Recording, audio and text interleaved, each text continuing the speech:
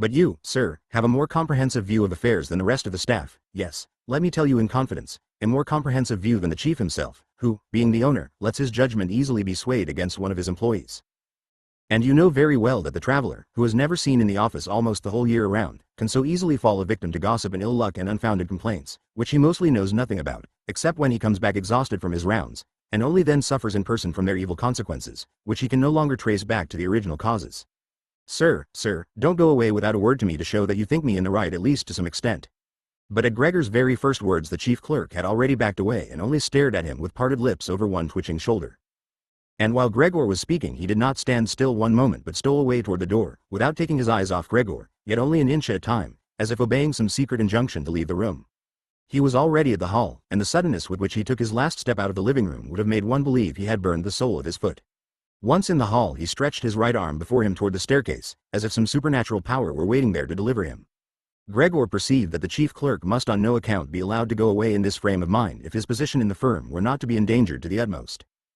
His parents did not understand this so well. They had convinced themselves in the course of years that Gregor was settled for life in this firm, and besides they were so preoccupied with their immediate troubles that all foresight had forsaken them. Yet Gregor had this foresight. The chief clerk must be detained, soothed, persuaded, and finally won over. The whole future of Gregor and his family depended on it. If only his sister had been there. She was intelligent. She had begun to cry while Gregor was still lying quietly on his back. And no doubt the chief clerk, so partial to ladies, would have been guided by her. She would have shut the door of the flat and in the hall talked him out of his horror. But she was not there, and Gregor would have to handle the situation himself. And without remembering that he was still unaware what powers of movement he possessed, without even remembering that his words in all possibility, indeed in all likelihood, would again be unintelligible, he let go the wing of the door, pushed himself through the opening, started to walk toward the chief clerk, who was already ridiculously clinging with both hands to the railing on the landing, but immediately, as he was feeling for a support, he fell down with a little cry upon all his numerous legs. Hardly was he down when he experienced for the first time this morning a sense of physical comfort. His legs had firm ground under them. They were completely obedient, as he noted with joy. They even strove to carry him forward in whatever direction he chose, and he was inclined to believe that a final relief from all his sufferings was at hand. But in the same moment as he found himself on the floor, rocking with suppressed eagerness to move, not far from his mother, indeed just in front of her, she, who had seemed so completely crushed, sprang all at once to her feet, her arms and fingers outspread, cried, "Help, for God's sake, help!"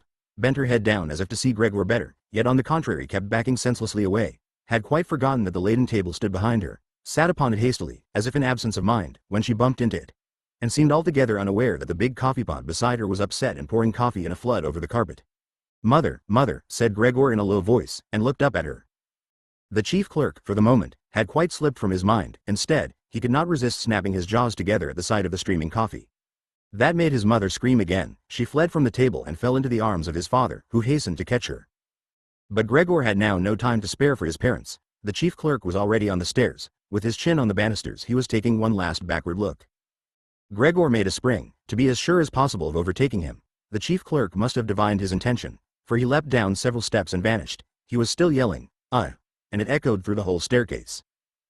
Unfortunately, the flight of the chief clerk seemed completely to upset Gregor's father, who had remained relatively calm until now, for instead of running after the man himself, or at least not hindering Gregor in his pursuit, he seized in his right hand the walking stick that the chief clerk had left behind on a chair, together with a hat and greatcoat, snatched in his left hand a large newspaper from the table, and began stamping his feet and flourishing the stick and the newspaper to drive Gregor back into his room.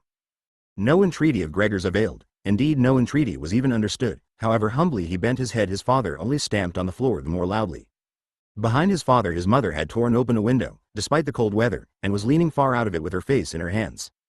A strong draught set in from the street to the staircase, the window curtains blew in, the newspapers on the table fluttered, stray pages whisked over the floor. Pitilessly Gregor's father drove him back, hissing and crying, "Shoo!" like a savage. But Gregor was quite unpracticed in walking backwards. It really was a slow business. If he only had a chance to turn around he could get back to his room at once, but he was afraid of exasperating his father by the slowness of such a rotation, and at any moment the stick in his father's hand might hit him a fatal blow on the back or on the head. In the end, however, nothing else was left for him to do, since to his horror he observed that in moving backwards he could not even control the direction he took. And so, keeping an anxious eye on his father all the time over his shoulder, he began to turn around as quickly as he could, which was in reality very slowly. Perhaps his father noted his good intentions, for he did not interfere except every now and then to help him in the maneuver from a distance with the point of the stick. If only he would have stopped making that unbearable hissing noise. It made Gregor quite lose his head. He had turned almost completely around when the hissing noise so distracted him that he even turned a little the wrong way again. But when at last his head was fortunately right in front of the doorway, it appeared that his body was too broad simply to get through the opening. His father, of course, in his present mood was far from thinking of such a thing as opening the other half of the door, to let Gregor have enough space. He had merely the fixed idea of driving Gregor back into his room as quickly as possible. He would never have suffered Gregor to make the circumstantial preparations for standing up on end and perhaps slipping his way through the door. Maybe he was now making more noise than ever to urge Gregor forward, as if no obstacle impeded him. To Gregor, anyhow, the noise in his rear sounded no longer like the voice of one single father. This was really no joke, and Gregor thrust himself, come what might, into the doorway. One side of his body rose up, he was tilted at an angle in the doorway, his flank was quite bruised, horrid blotches stained the white door. Soon he was stuck fast and, left to himself, could not have moved at all. His legs on one side fluttered trembling in the air, those on the other were crushed painfully to the floor, when from behind his father gave him a strong push which was literally a deliverance and he flew far into the room, bleeding freely. The door was slammed behind him with the stick, and then at last there was silence.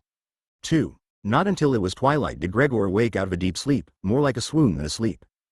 He would certainly have waked up of his own accord not much later, for he felt himself sufficiently rested and well slept, but it seemed to him as if a fleeting step and a cautious shutting of the door leading into the hall had aroused him.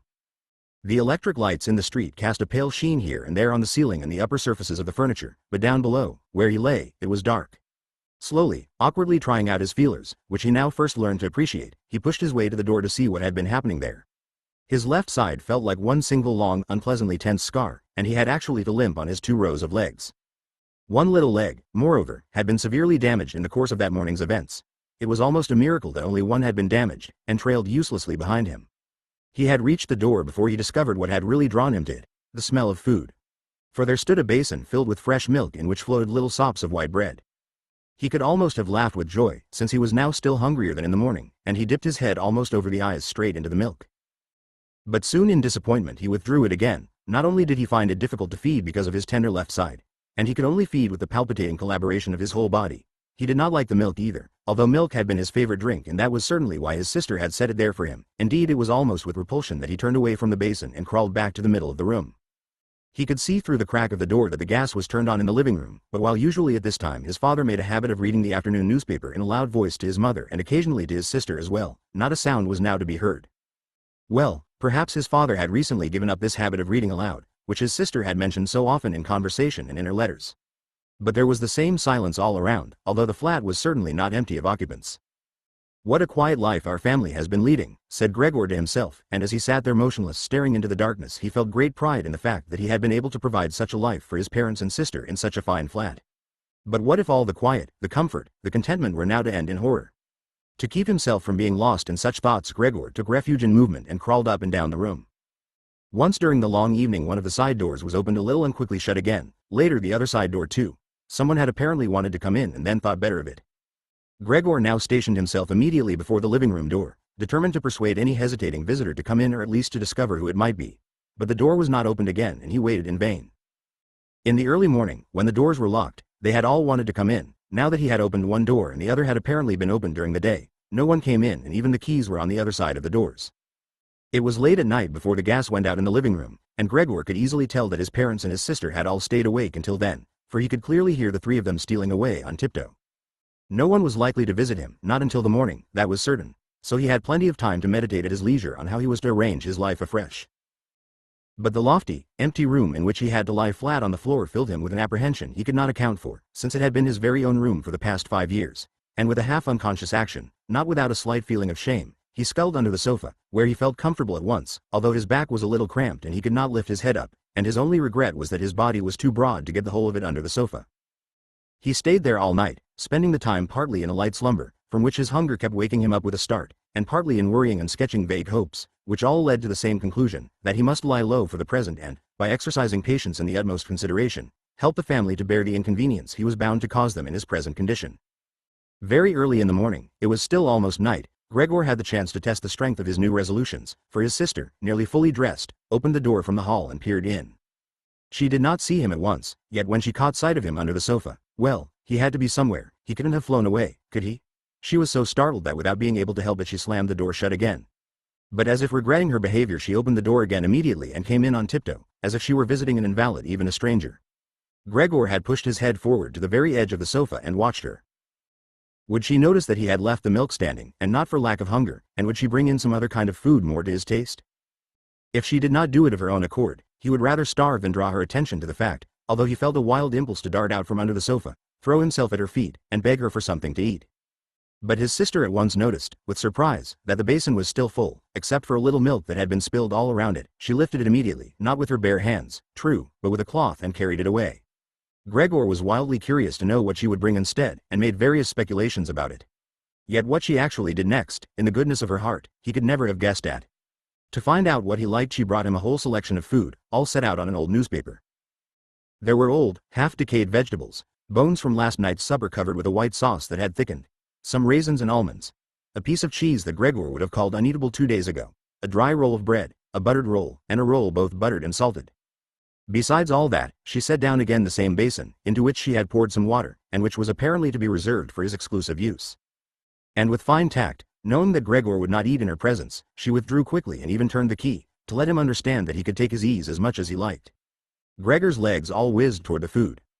His wounds must have healed completely, moreover, for he felt no disability, which amazed him and made him reflect how more than a month ago he had cut one finger a little with a knife and had still suffered pain from the wound only the day before yesterday. Am I less sensitive now? He thought, and sucked greedily at the cheese, which above all the other edibles attracted him at once and strongly.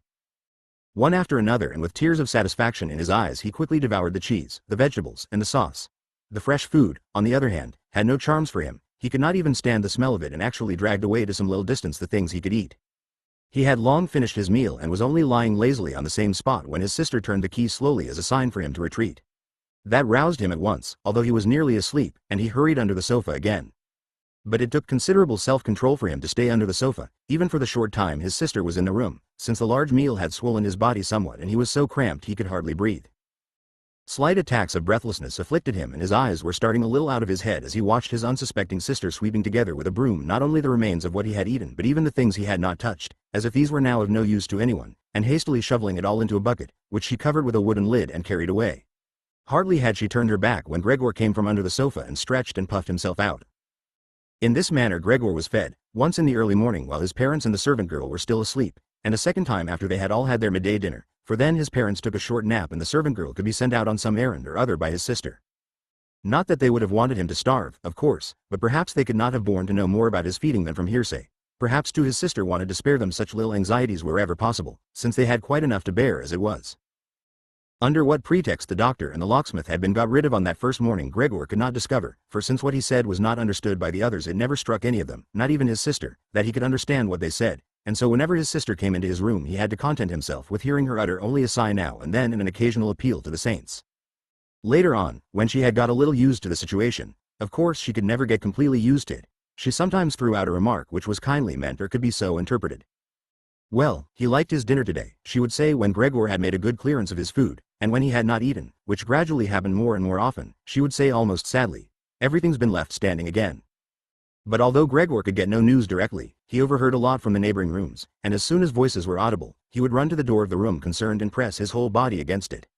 In the first few days especially there was no conversation that did not refer to him somehow, even if only indirectly.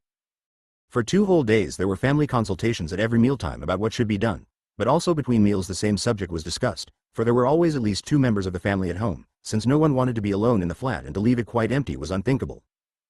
And on the very first of these days the household cook, it was not quite clear what and how much she knew of the situation, went down on her knees to his mother and begged leave to go, and when she departed, a quarter of an hour later, gave thanks for her dismissal with tears in her eyes as if for the greatest benefit that could have been conferred on her, and without any prompting swore a solemn oath that she would never say a single word to anyone about what had happened. Now Gregor's sister had to cook too, helping her mother. True, the cooking did not amount to much, for they ate scarcely anything. Gregor was always hearing one of the family vainly urging another to eat and getting no answer but, "Thanks, I've had all I want," or something similar. Perhaps they drank nothing either. Time and again his sister kept asking his father if he wouldn't like some beer and offered kindly to go and fetch it herself, and when he made no answer suggested that she could ask the concierge to fetch it, so that he need feel no sense of obligation, but then a round "No" came from his father and no more was said about it. In the course of that very first day Gregor's father explained the family's financial position and prospects to both his mother and his sister. Now and then he rose from the table to get some voucher or memorandum out of the small safe he had rescued from the collapse of his business 5 years earlier. One could hear him opening the complicated lock and rustling papers out and shutting it again. This statement made by his father was the first cheerful information Gregor had heard since his imprisonment. He had been of the opinion that nothing at all was left over from his father's business, at least his father had never said anything to the contrary, and of course he had not asked him directly. At that time Gregor's sole desire was to do his utmost to help the family to forget as soon as possible the catastrophe that had overwhelmed the business and thrown them all into a state of complete despair. And so he had set to work with unusual ardor and almost overnight had become a commercial traveler instead of a little clerk, with of course much greater chances of earning money, and his success was immediately translated into good round coin which he could lay on the table for his amazed and happy family. These had been fine times, and they had never recurred, at least not with the same sense of glory, although later on Gregor had earned so much money that he was able to meet the expenses of the whole household and did so. They had simply got used to it, both the family and Gregor. The money was gratefully accepted and gladly given, but there was no special uprush of warm feeling. With his sister alone had he remained intimate, and it was a secret plan of his that she, who loved music, unlike himself, and could play movingly on the violin, should be sent next year to study at the conservatorium, despite the great expense that would entail, which must be made up in some other way. During his brief visits home the conservatorium was often mentioned in the talks he had with his sister, but always merely as a beautiful dream which could never come true, and his parents discouraged even these innocent references to it. Yet Gregor had made up his mind firmly about it and meant to announce the fact with due solemnity on Christmas Day. Such were the thoughts, completely futile in his present condition, that went through his head as he stood clinging upright to the door and listening. Sometimes out of sheer weariness he had to give up listening and let his head fall negligently against the door, but he always had to pull himself together again at once, for even the slight sound his head made was audible next door and brought all conversation to a stop. "What can he be doing now?" his father would say after a while, obviously turning toward the door, and only then would the interrupted conversation gradually be set going again. Gregor was now informed as amply as he could wish, for his father tended to repeat himself in his explanations, partly because it was a long time since he had handled such matters and partly because his mother could not always grasp things at once, that a certain amount of investments, a very small amount it was true, had survived the wreck of their fortunes and had even increased a little because the dividends had not been touched meanwhile. And besides that, the money Gregor brought home every month, he had kept only a few dollars for himself, had never been quite used up and now amounted to a small capital sum. Behind the door Gregor nodded his head eagerly, rejoiced at this evidence of unexpected thrift and foresight. True, he could really have paid off some more of his father's debts to the chief with this extra money, and so brought much nearer the day on which he could quit his job, but doubtless it was better the way his father had arranged it. Yet this capital was by no means sufficient to let the family live on the interest of it, for 1 year, perhaps, or at the most 2, they could live on the principal, that was all. It was simply a sum that ought not to be touched and should be kept for a rainy day. Money for living expenses would have to be earned. Now his father was still hale enough but an old man, and he had done no work for the past 5 years and could not be expected to do much. During these 5 years, the first years of leisure in his laborious though unsuccessful life, he had grown rather fat and become sluggish. And Gregor's old mother, how was she to earn a living with her asthma, which troubled her even when she walked through the flat and kept her lying on a sofa every other day panting for breath beside an open window? And was his sister to earn her bread, she who was still a child of 17 and whose life hitherto had been so pleasant, consisting as it did in dressing herself nicely, sleeping long, helping in the housekeeping, going out to a few modest entertainments, and above all playing the violin? At first, whenever the need for earning money was mentioned, Gregor let go his hold on the door and threw himself down on the cool leather sofa beside it. He felt so hot with shame and grief. Often he just lay there the long nights through without sleeping at all, scrabbling for hours on the leather. Or he nerved himself to the great effort of pushing an armchair to the window, then crawled up over the window sill and, braced against the chair, leaned against the window panes, obviously in some recollection of the sense of freedom that looking out of a window always used to give him. For in reality day by day things that were even a little way off were growing dimmer to his sight. The hospital across the street, which he used to execrate for being all too often before his eyes, was now quite beyond his range of vision, and if he had not known that he lived in Charlotte Street, a quiet street but still a city street, he might have believed that his window gave on a desert waste where gray sky and gray land blended indistinguishably into each other. His quick-witted sister only needed to observe twice that the armchair stood by the window. After that, whenever she had tidied the room, she always pushed the chair back to the same place at the window and even left the inner casements open. If he could have spoken to her and thanked her for all she had to do for him, he could have borne her ministrations better. As it was, they oppressed him. She certainly tried to make as light as possible of whatever was disagreeable in her task, and as time went on she succeeded, of course, more and more, but time brought more enlightenment to Gregor too. The very way she came in distressed him. Hardly was she in the room when she rushed to the window, without even taking time to shut the door, careful as she was usually to shield the sight of Gregor's room from the others, and as if she were almost suffocating tore the casements open with hasty fingers, standing then in the open draught for a while even in the bitterest cold and drawing deep breaths. This noisy scurry of hers upset Gregor twice a day. He would crouch trembling under the sofa all the time, knowing quite well that she would certainly have spared him such a disturbance had she found it at all possible to stay in his presence without opening the window. On one occasion, about a month after Gregor's metamorphosis, when there was surely no reason for her to be still startled at his appearance, she came a little earlier than usual and found him gazing out of the window, quite motionless, and thus well placed to look like a bogey. Gregor would not have been surprised had she not come in at all, for she could not immediately open the window while he was there, but not only did she retreat, she jumped back as if in alarm and banged the door shut. A stranger might well have thought that he had been lying in wait for her there meaning to bite her. Of course he hid himself under the sofa at once, but he had to wait until midday before she came again, and she seemed more ill at ease than usual. This made him realize how repulsive the sight of him still was to her, and that it was bound to go on being repulsive, and what an effort it must cost her not to run away even from the sight of the small portion of his body that stuck out from under the sofa. In order to spare her that, therefore, one day he carried a sheet on his back to the sofa. It cost him 4 hours' labor, and arranged it there in such a way as to hide him completely, so that even if she were to bend down she could not see him. Had she considered the sheet unnecessary, she would certainly have stripped it off the sofa again, for it was clear enough that this curtaining and confining of himself was not likely to conduce to Gregor's comfort, but she left it where it was, and Gregor even fancied that he caught a thankful glance from her eye when he lifted the sheet carefully a very little with his head to see how she was taking the new arrangement.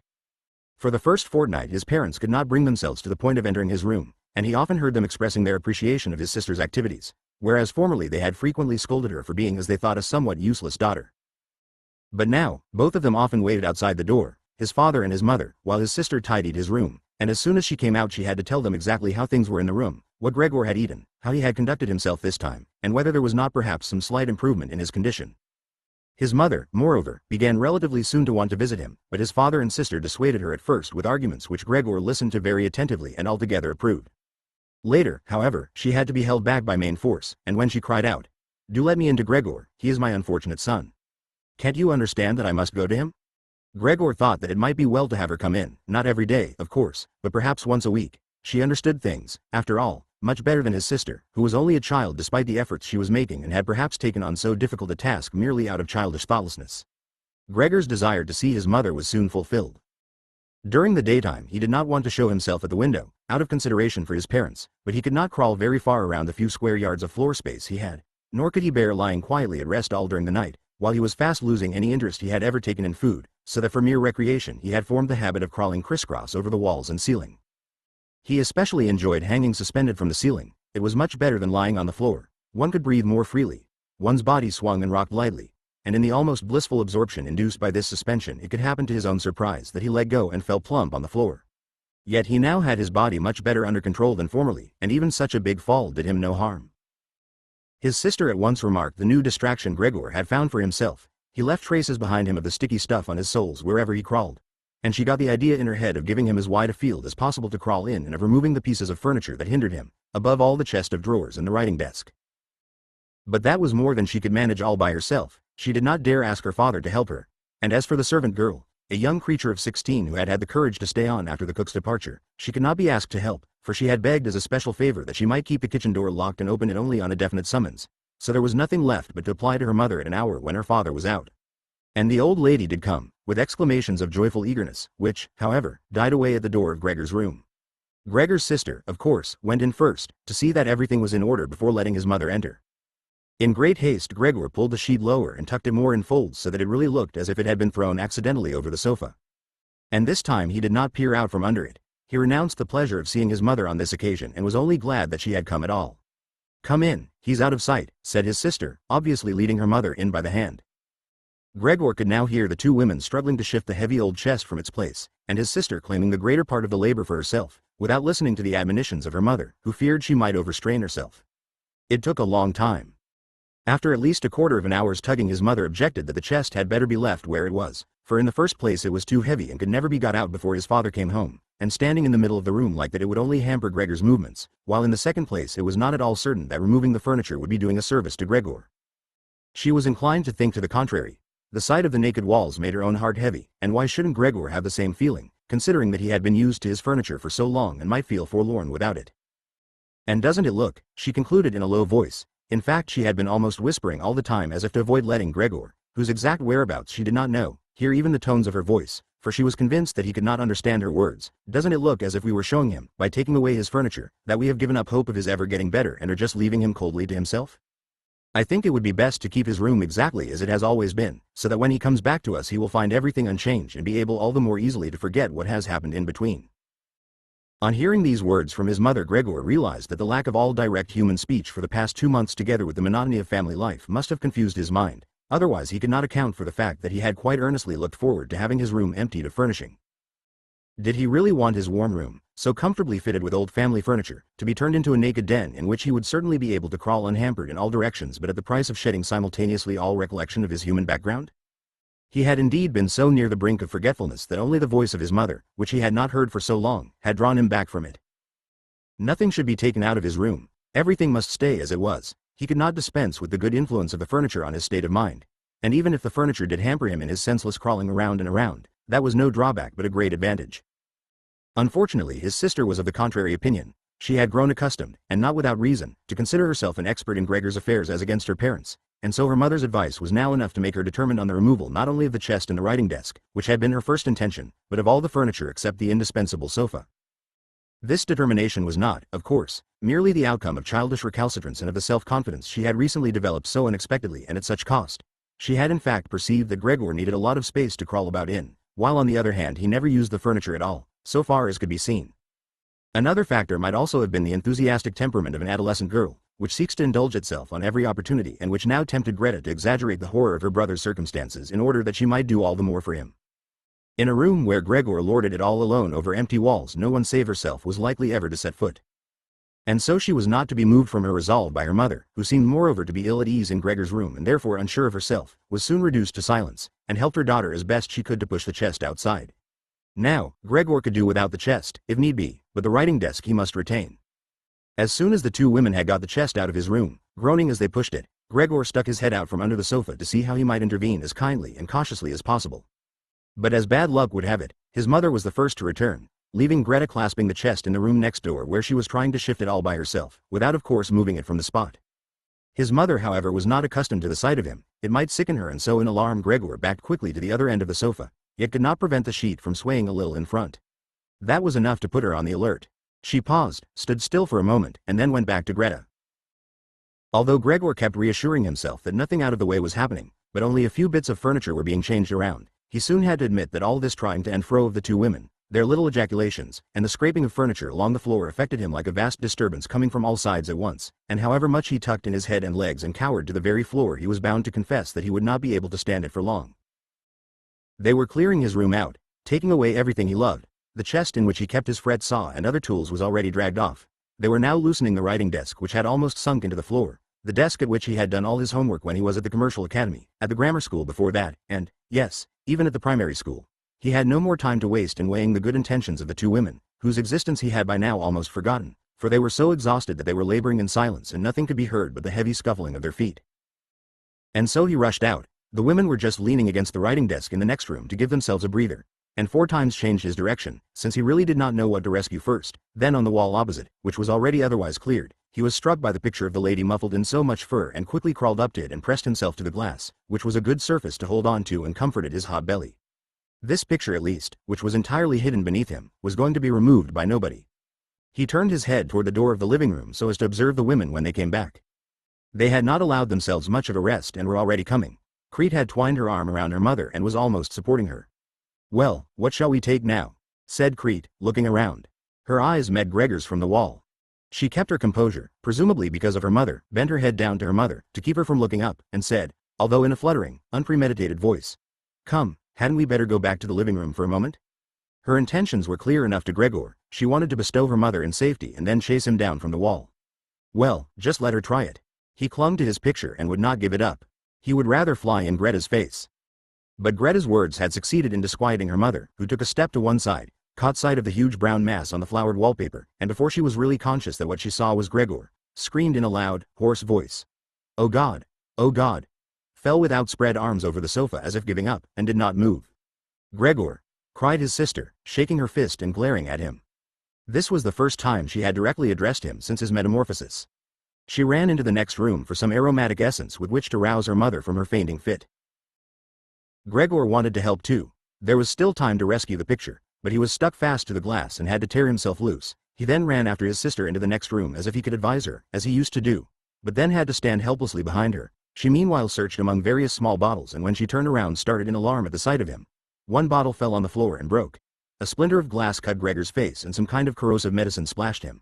Without pausing a moment longer, Greta gathered up all the bottles she could carry and ran to her mother with them. She banged the door shut with her foot. Gregor was now cut off from his mother, who was perhaps nearly dying because of him. He dared not open the door for fear of frightening away his sister, who had to stay with her mother. There was nothing he could do but wait. And harassed by self-reproach and worry, he began now to crawl to and fro, over everything, walls, furniture, and ceiling, and finally, in his despair, when the whole room seemed to be reeling around him, fell down onto the middle of the big table. A little while elapsed. Gregor was still lying there feebly and all around was quiet. Perhaps that was a good omen. Then the doorbell rang. The servant girl was of course locked in her kitchen, and Greta would have to open the door. It was his father. "What's been happening?" were his first words. Greta's face must have told him everything. Greta answered in a muffled voice, apparently hiding her head on his breast. "Mother has been fainting, but she's better now." Gregor's broken loose. "Just what I expected," said his father, "just what I've been telling you, but you women would never listen."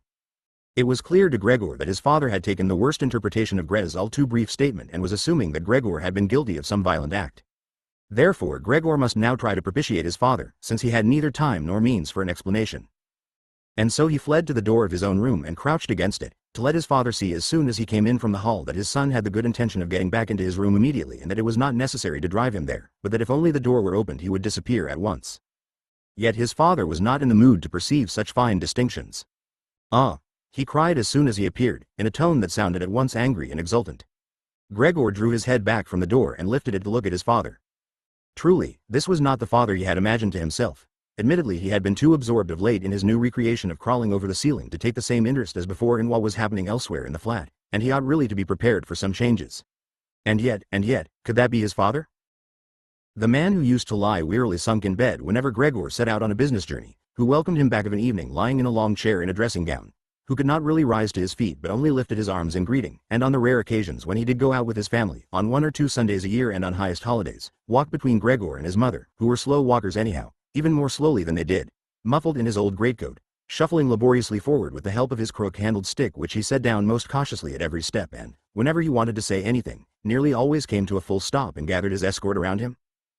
Now he was standing there in fine shape, dressed in a smart blue uniform with gold buttons, such as bank messengers wear. His strong double chin bulged over the stiff high collar of his jacket. From under his bushy eyebrows his black eyes darted fresh and penetrating glances. His one-time tangled white hair had been combed flat on either side of a shining and carefully exact parting.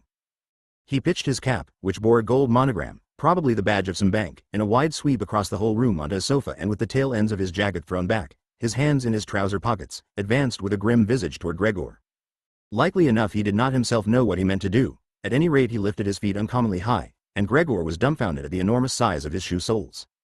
But Gregor could not risk standing up to him, aware as he had been from the very first day of his new life that his father believed only the severest measures suitable for dealing with him. And so he ran before his father, stopping when he stopped and scuttling forward again when his father made any kind of move. In this way they circled the room several times without anything decisive happening. Indeed, the whole operation did not even look like a pursuit because it was carried out so slowly. And so Gregor did not leave the floor, for he feared that his father might take as a piece of peculiar wickedness any excursion of his over the walls or the ceiling. All the same, he could not stay this course much longer, for while his father took one step he had to carry out a whole series of movements. He was already beginning to feel breathless, just as in his former life his lungs had not been very dependable. As he was staggering along, trying to concentrate his energy on running, hardly keeping his eyes open, in his dazed state never even thinking of any other escape than simply going forward, and having almost forgotten that the walls were free to him, which in this room were well provided with finely carved pieces of furniture full of knobs and crevices, suddenly something lightly flung landed close behind him and rolled before him. It was an apple. A second apple followed immediately. Gregor came to a stop in alarm. There was no point in running on, for his father was determined to bombard him. He had filled his pockets with fruit from the dish on the sideboard and was now shying apple after apple, without taking particularly good aim for the moment. The small red apples rolled about the floor as if magnetized and cannoned into each other. An apple thrown without much force grazed Gregor's back and glanced off harmlessly. But another following immediately landed right on his back and sank in. Gregor wanted to drag himself forward, as if this startling, incredible pain could be left behind him. But he felt as if nailed to the spot and flattened himself out in a complete derangement of all his senses. With his last conscious look he saw the door of his room being torn open and his mother rushing out ahead of his screaming sister, in her underbodice, for her daughter had loosened her clothing to let her breathe more freely and recover from her swoon. He saw his mother rushing toward his father, leaving one after another behind her on the floor her loosened petticoats, stumbling over her petticoats straight to his father and embracing him, in complete union with him. But here Gregor's sight began to fail. with her hands clasped around his father's neck as she begged for her son's life. 3. The serious injury done to Gregor, which disabled him for more than a month. The apple went on sticking in his body as a visible reminder, since no one ventured to remove it, seemed to have made even his father recollect that Gregor was a member of the family, despite his present unfortunate and repulsive shape, and ought not to be treated as an enemy, that, on the contrary, family duty required the suppression of disgust and the exercise of patience, nothing but patience. And although his injury had impaired, probably forever, his powers of movement, and for the time being it took him long minutes to creep across his room like an old invalid, there was no question now of crawling up the wall. Yet in his own opinion he was sufficiently compensated for this worsening of his condition by the fact that toward evening the living room door, which he used to watch intently for an hour or two beforehand, was always thrown open, so that lying in the darkness of his room, invisible to the family, he could see them all at the lamp-lit table and listen to their talk, by general consent as it were, very different from his earlier eavesdropping. True, their intercourse lacked the lively character of former times, which he had always called to mind with a certain wistfulness in the small hotel bedrooms where he had been wont to throw himself down, tired out, on damp bedding. They were now mostly very silent. Soon after supper his father would fall asleep in his armchair. His mother and sister would admonish each other to be silent. His mother, bending low over the lamp, stitched at fine sewing for an underwear firm. His sister, who had taken a job as a salesgirl, was learning shorthand and French in the evenings on the chance of bettering herself. Sometimes his father woke up, and as if quite unaware that he had been sleeping said to his mother, "What a lot of sewing you're doing today," and at once fell asleep again, while the two women exchanged a tired smile. With a kind of mulishness his father persisted in keeping his uniform on even in the house. His dressing gown hung uselessly on its peg and he slept fully dressed where he sat, as if he were ready for service at any moment and even here only at the beck and call of his superior. As a result, his uniform, which was not brand new to start with, began to look dirty, despite all the loving care of the mother and sister to keep it clean, and Gregor often spent whole evenings gazing at the many greasy spots on the garment, gleaming with gold buttons always in a high state of polish, in which the old man sat sleeping in extreme discomfort and yet quite peacefully. As soon as the clock struck 10 his mother tried to rouse his father with gentle words and to persuade him after that to get into bed, for sitting there he could not have a proper sleep and that was what he needed most, since he had to go on duty at 6. But with the mulishness that had obsessed him since he became a bank messenger he always insisted on staying longer at the table, although he regularly fell asleep again and in the end only with the greatest trouble could be got out of his armchair and into his bed. However insistently Gregor's mother and sister kept urging him with gentle reminders, he would go on slowly shaking his head for a quarter of an hour, keeping his eyes shut, and refused to get to his feet. The mother plucked at his sleeve, whispering endearments in his ear. The sister left her lessons to come to her mother's help, but Gregor's father was not to be caught. He would only sink down deeper in his chair. Not until the two women hoisted him up by the armpits did he open his eyes and look at them both, one after the other, usually with the remark, "This is a life. This is the peace and quiet of my old age." And leaning on the two of them he would heave himself up, with difficulty, as if he were a great burden to himself, suffer them to lead him as far as the door and then wave them off and go on alone, while the mother abandoned her needlework and the sister her pen in order to run after him and help him farther. Who could find time, in this overworked and tired-out family, to bother about Gregor more than was absolutely needful? The household was reduced more and more, the servant girl was turned off. A gigantic bony charwoman with white hair flying around her head came in morning and evening to do the rough work. Everything else was done by Gregor's mother, as well as great piles of sewing. Even various family ornaments, which his mother and sister used to wear with pride at parties and celebrations, had to be sold, as Gregor discovered of an evening from hearing them all discuss the prices obtained. But what they lamented most was the fact that they could not leave the flat, which was much too big for their present circumstances, because they could not think of any way to shift Gregor. Yet Gregor saw well enough that consideration for him was not the main difficulty preventing the removal, for they could have easily shifted him in some suitable box with a few air holes in it. What really kept them from moving into another flat was rather their own complete hopelessness and the belief that they had been singled out for a misfortune such as had never happened to any of their relations or acquaintances. They fulfilled to the uttermost all that the world demands of poor people. The father fetched breakfast for the small clerks in the bank. The mother devoted her energy to making underwear for strangers. The sister trotted to and fro behind the counter at the behest of customers, but more than this they had not the strength to do. And the wound in Gregor's back began to nag at him afresh when his mother and sister, after getting his father into bed, came back again, left their work lying, drew close to each other, and sat cheek by cheek. When his mother, pointing toward his room, said, "Shut that door now, Greta," and he was left again in darkness, while next door the women mingled their tears or perhaps sat dry-eyed staring at the table. Gregor hardly slept at all by night or by day. He was often haunted by the idea that next time the door opened he would take the family's affairs in hand again just as he used to do. Once more, after this long interval, there appeared in his thoughts the figures of the chief and the chief clerk, the commercial travelers and the apprentices, the porter who was so dull-witted, 2 or 3 friends in other firms, a chambermaid in one of the rural hotels, a sweet and fleeting memory, a cashier in a milliner's shop, whom he had wooed earnestly but too slowly. They all appeared, together with strangers or people he had quite forgotten, but instead of helping him and his family they were one and all unapproachable, and he was glad when they vanished. At other times he would not be in the mood to bother about his family, he was only filled with rage at the way they were neglecting him, and although he had no clear idea of what he might care to eat, he would make plans for getting into the larder to take the food that was after all his due, even if he were not hungry. His sister no longer took thought to bring him what might especially please him, but in the morning and at noon before she went to business hurriedly pushed into his room with her foot any food that was available, and in the evening cleared it out again with one sweep of the broom, heedless of whether it had been merely tasted, or, as most frequently happened, left untouched. The cleaning of his room, which she now did always in the evenings, could not have been more hastily done. Streaks of dirt stretched along the walls, here and there lay balls of dust and filth. At first Gregor used to station himself in some particularly filthy corner when his sister arrived, in order to reproach her with it, so to speak. But he could have sat there for weeks without getting her to make any improvement. She could see the dirt as well as he did, but she had simply made up her mind to leave it alone. And yet, with a touchiness that was new to her, which seemed anyhow to have infected the whole family, she jealously guarded her claim to be the sole caretaker of Gregor's room. His mother once subjected his room to a thorough cleaning, which was achieved only by means of several buckets of water. All this dampness of course upset Gregor too, and he lay widespread, sulky, and motionless on the sofa, but she was well punished for it. Hardly had his sister noticed the changed aspect of his room that evening than she rushed in high dudgeon into the living room and, despite the imploringly raised hands of her mother, burst into a storm of weeping, while her parents, her father had of course been startled out of his chair, looked on at first in helpless amazement. Then they too began to go into action. The father reproached the mother on his right for not having left the cleaning of Gregor's room to his sister, shrieked at the sister on his left that never again was she to be allowed to clean Gregor's room, while the mother tried to pull the father into his bedroom, since he was beyond himself with agitation. The sister, shaken with sobs, then beat upon the table with her small fists, and Gregor hissed loudly with rage because not one of them thought of shutting the door to spare him such a spectacle and so much noise.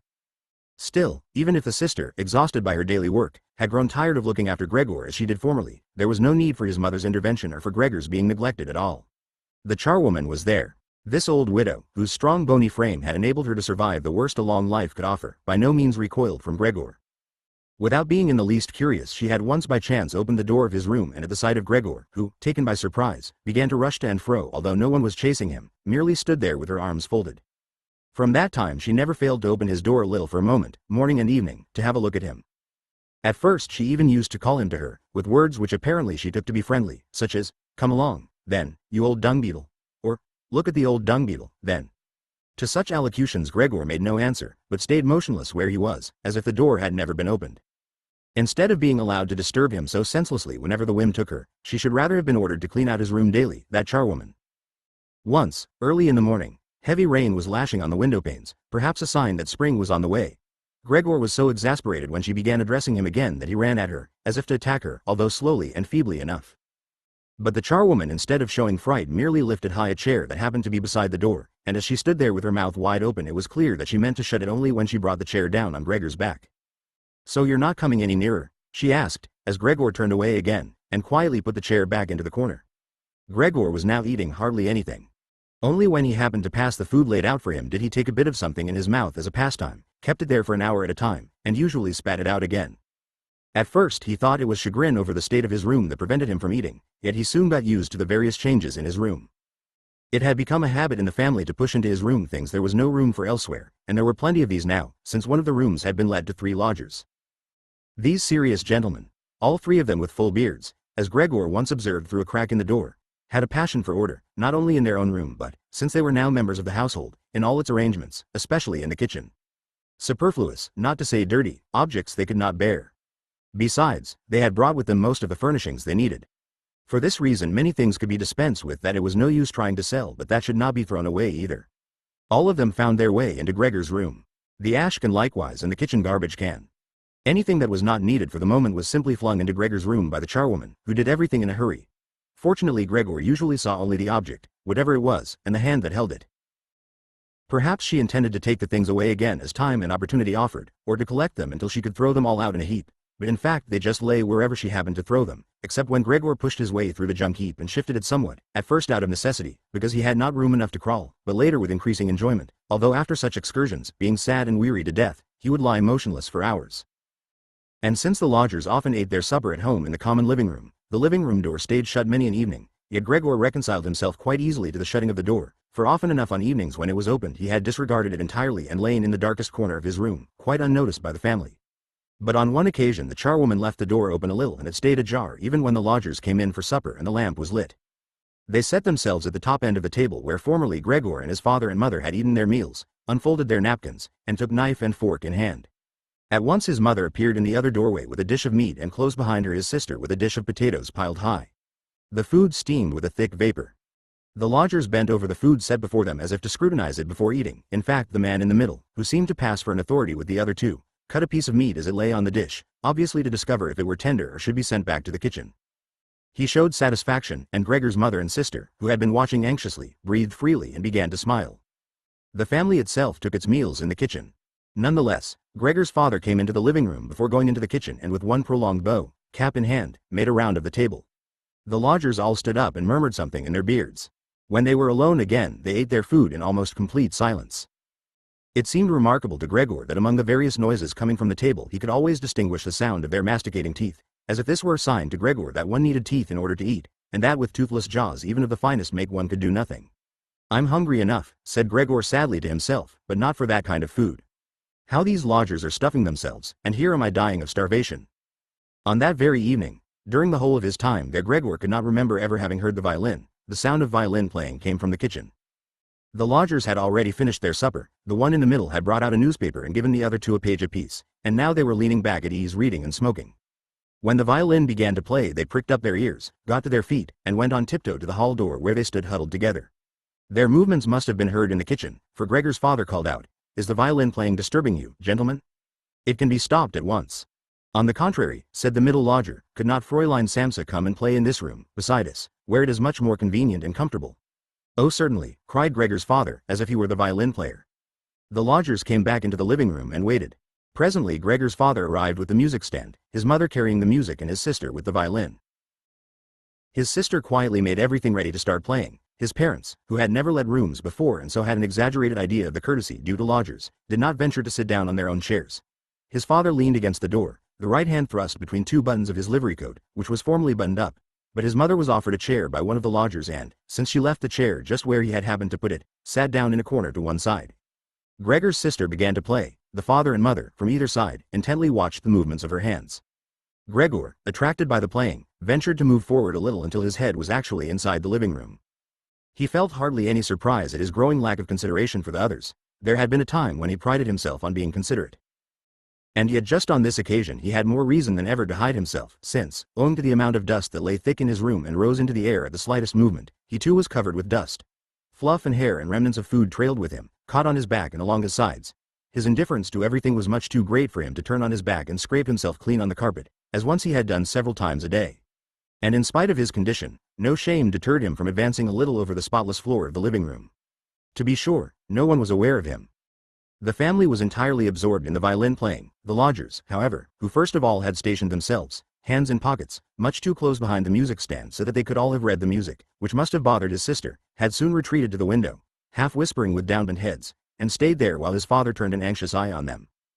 Indeed, they were making it more than obvious that they had been disappointed in their expectation of hearing good or enjoyable violin playing, that they had had more than enough of the performance and only out of courtesy suffered a continued disturbance of their peace. From the way they all kept blowing the smoke of their cigars high in the air through nose and mouth one could divine their irritation. And yet Gregor's sister was playing so beautifully. Her face leaned sideways, intently and sadly her eyes followed the notes of music. Gregor crawled a little farther forward and lowered his head to the ground so that it might be possible for his eyes to meet hers. Was he an animal, that music had such an effect upon him? He felt as if the way were opening before him to the unknown nourishment he craved. He was determined to push forward till he reached his sister, to pull at her skirt and so let her know that she was to come into his room with her violin, for no one here appreciated her playing as he would appreciate it. He would never let her out of his room, at least, not so long as he lived. His frightful appearance would become, for the first time, useful to him. He would watch all the doors of his room at once and spit at intruders. But his sister should need no constraint, she should stay with him of her own free will. She should sit beside him on the sofa, bend down her ear to him, and hear him confide that he had had the firm intention of sending her to the conservatorium, and that, but for his mishap, last Christmas. Surely Christmas was long past. He would have announced it to everybody without allowing a single objection.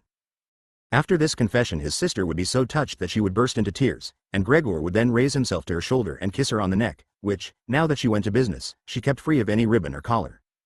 "Mr. Samsa," cried the middle lodger to Gregor's father, and pointed, without wasting any more words, at Gregor, now working himself slowly forward. The violin fell silent. The middle lodger first smiled to his friends with a shake of the head and then looked at Gregor again.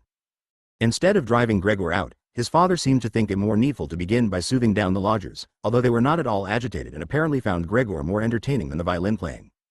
He hurried toward them and, spreading out his arms, tried to urge them back into their own room and at the same time to block their view of Gregor. They now began to be really a little angry. One could not tell whether because of the old man's behavior or because it had just dawned on them that all unwittingly they had such a neighbor as Gregor next door. They demanded explanations of his father, they waved their arms like him, tugged uneasily at their beards, and only with reluctance backed toward their room.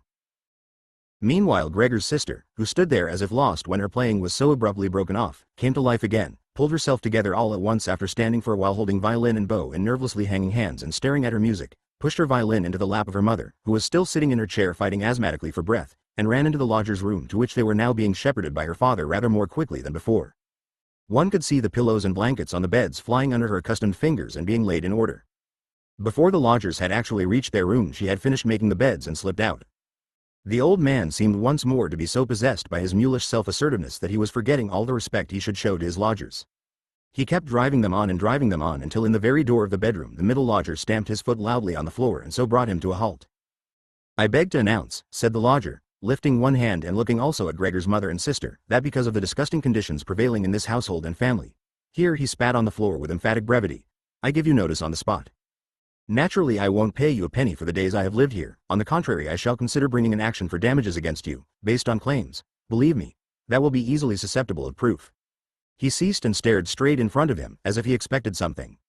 In fact his two friends at once rushed into the breach with these words, "And we too give notice on the spot."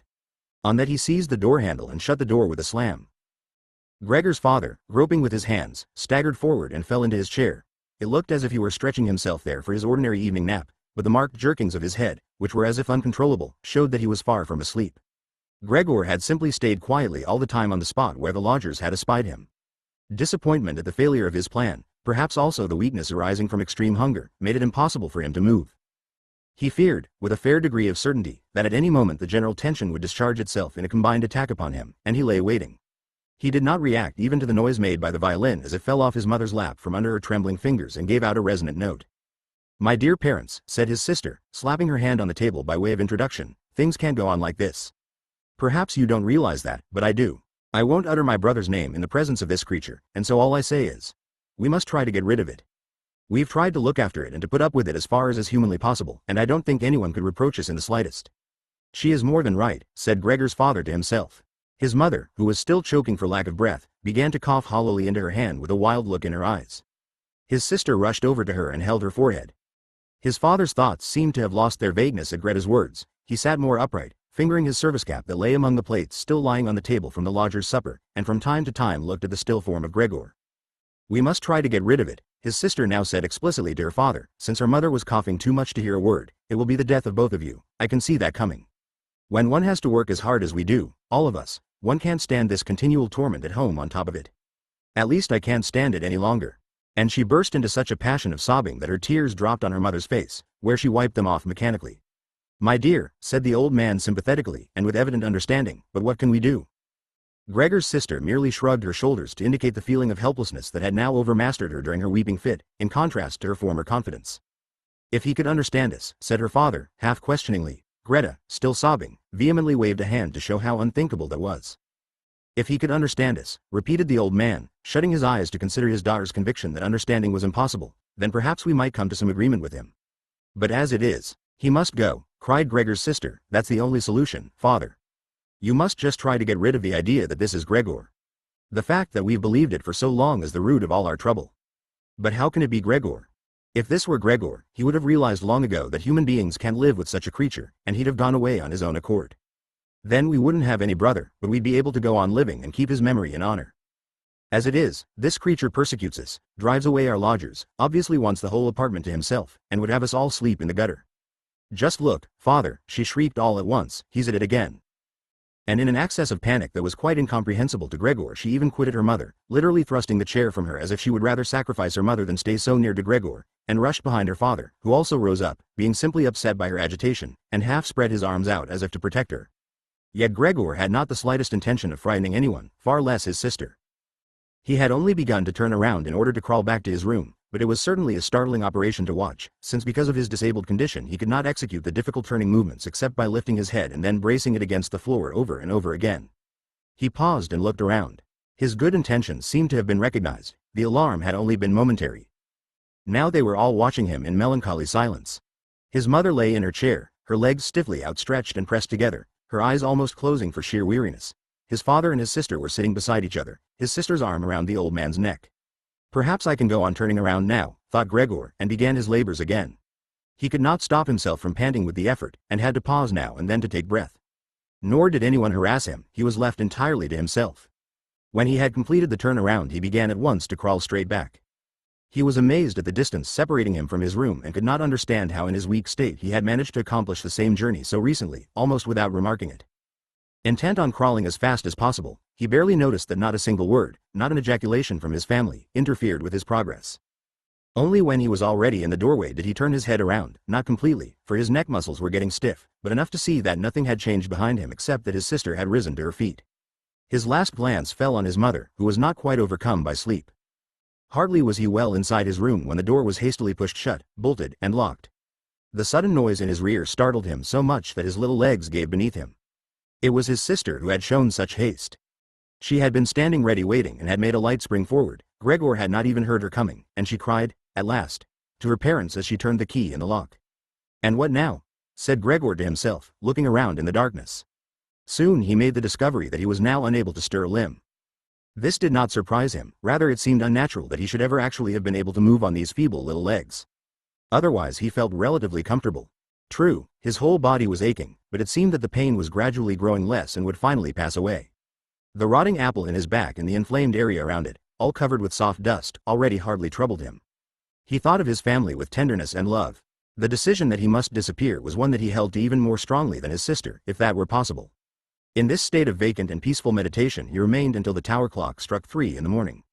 The first broadening of light in the world outside the window entered his consciousness once more. Then his head sank to the floor of its own accord and from his nostrils came the last faint flicker of his breath. When the charwoman arrived early in the morning, what between her strength and her impatience she slammed all the doors so loudly, never mind how often she had been begged not to do so, that no one in the whole apartment could enjoy any quiet sleep after her arrival. She noticed nothing unusual as she took her customary peep into Gregor's room. She thought he was lying motionless on purpose, pretending to be in the sulks. She credited him with every kind of intelligence. Since she happened to have the long-handled broom in her hand she tried to tickle him up with it from the doorway.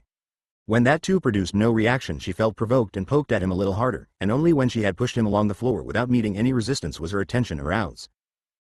It did not take her long to establish the truth of the matter, and her eyes widened. She let out a whistle, yet did not waste much time over it but tore open the door of the Samsa's bedroom and yelled into the darkness at the top of her voice. "Just look at this, it's dead. It's lying here dead and done for. Mr. and Mrs. Samsa started up in their double bed and before they realized the nature of the charwoman's announcement had some difficulty in overcoming the shock of it. But then they got out of bed quickly, one on either side, Mr. Samsa throwing a blanket over his shoulders, Mrs. Samsa in nothing but her nightgown. In this array they entered Gregor's room. Meanwhile the door of the living room opened, too, where Greta had been sleeping since the advent of the lodgers. She was completely dressed as if she had not been to bed, which seemed to be confirmed also by the paleness of her face. "Dead?" said Mrs. Samsa, looking questioningly at the charwoman, although she would have investigated for herself, and the fact was obvious enough without investigation. "I should say so," said the charwoman, proving her words by pushing Gregor's corpse a long way to one side with her broomstick. Mrs. Samsa made a movement as if to stop her, but checked it. "Well," said Mr. Samsa, "now thanks be to God." He crossed himself, and the three women followed his example. Greta, whose eyes never left the corpse, said, "Just see how thin he was. It's such a long time since he's eaten anything." The food came out again just as it went in. Indeed, Gregor's body was completely flat and dry, as could only now be seen when it was no longer supported by the legs and nothing prevented one from looking closely at it. "Come in beside us, Greta, for a little while," said Mrs. Samsa with a tremulous smile, and Greta, not without looking back at the corpse, followed her parents into their bedroom. The charwoman shut the door and opened the window wide. Although it was so early in the morning a certain softness was perceptible in the fresh air. After all, it was already the end of March. The three lodgers emerged from their room and were surprised to see no breakfast. They had been forgotten. "Where's our breakfast?" said the middle lodger peevishly to the charwoman. But she put her finger to her lips and hastily, without a word, indicated by gestures that they should go into Gregor's room. They did so and stood, their hands in the pockets of their somewhat shabby coats, around Gregor's corpse in the room where it was now fully light. At that the door of the Samsa's bedroom opened and Mr. Samsa appeared in his uniform, his wife on one arm, his daughter on the other. They all looked a little as if they had been crying. From time to time Greta hid her face on her father's arm. "Leave my house at once," said Mr. Samsa, and pointed to the door without disengaging himself from the women. "What do you mean by that?" said the middle lodger, taken somewhat aback, with a feeble smile.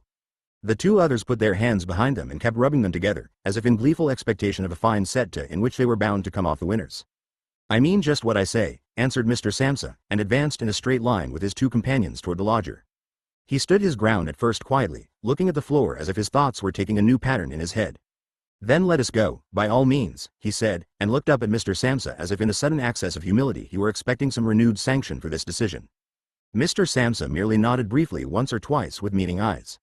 Upon that the lodger really did go with long strides into the hall. His two friends had been listening and had quite stopped rubbing their hands for some moments and now went sculling after him as if afraid that Mr. Samsa might get into the hall before them and cut them off from their leader. In the hall they all three took their hats from the rack, their sticks from the umbrella stand, bowed in silence, and quitted the apartment. With a suspiciousness that proved quite unfounded, Mr. Samsa and the two women followed them out to the landing. Leaning over the banister they watched the three figures slowly but surely going down the long stairs, vanishing from sight at a certain turn of the staircase on every floor and coming into view again after a moment or so.